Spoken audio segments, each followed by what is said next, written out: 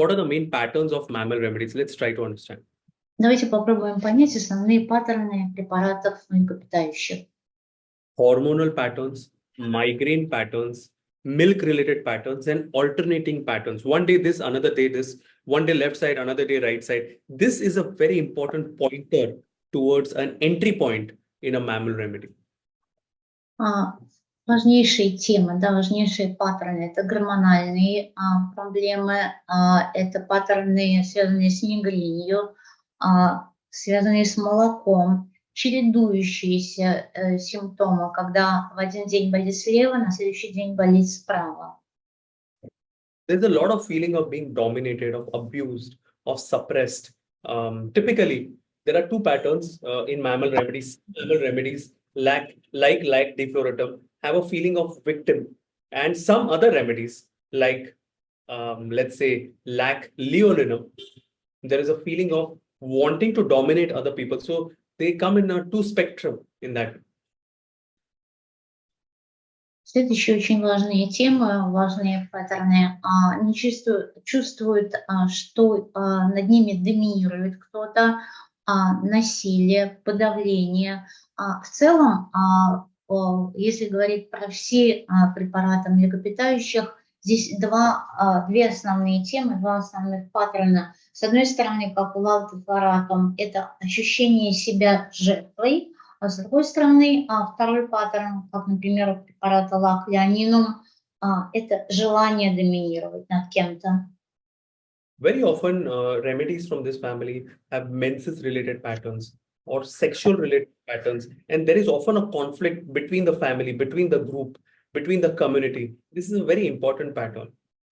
В следующей области это проблемы, связанные с менструацией, проблемы, связанные с нарушением в области, в половой области, в половой сфере.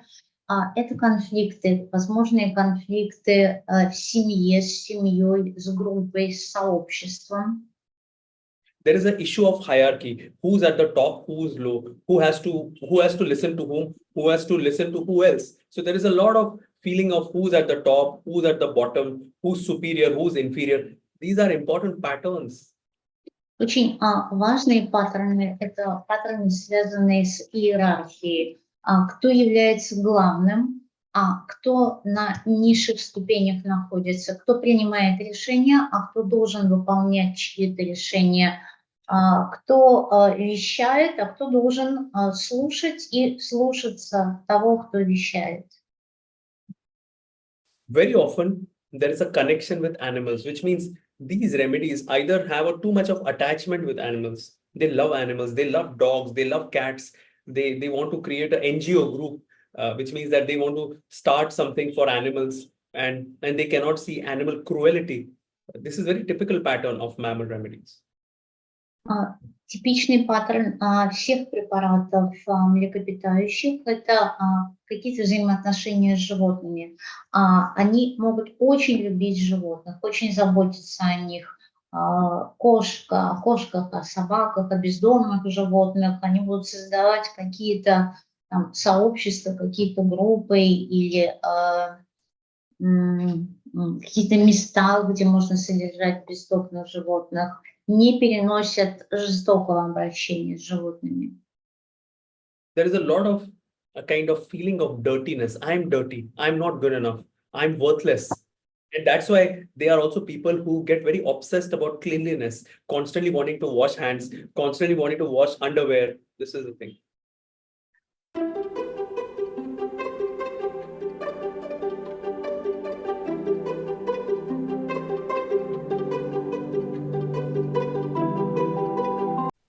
Our new course is starting. It's called as Rediscovering Repertory. Every master was once a repertory student. Online course, you can join it in the weekends. You can join live, or you can also kind of watch it the way you want, whenever you want. It will be probably on the weekends. It will be at night. It will be about 20 sessions and about 30 hours. We are going to talk about different repertories. how to use Nair repertory, how to use Clark repertory, how to use Kent repertory, complete repertory, Bonninghausen repertory, and finally, how to use all of these repertories together. This is the idea. We are going to start with very basic level, including the understanding the structure of it, philosophy of it, conversion of patient language to rubric, understanding depending on the case which repertory to choose, how to use all these repertories together, how to understand mind rubrics at a deeper level, how to understand delusion rubrics, how to understand exact rubrics. So this will be with a lot of clinical case studies. We are going to talk about how to treat cases with no symptoms, where you have to use Fatak repertory, Boric repertory. What to do? You have to email me, gaurang@gmail.com.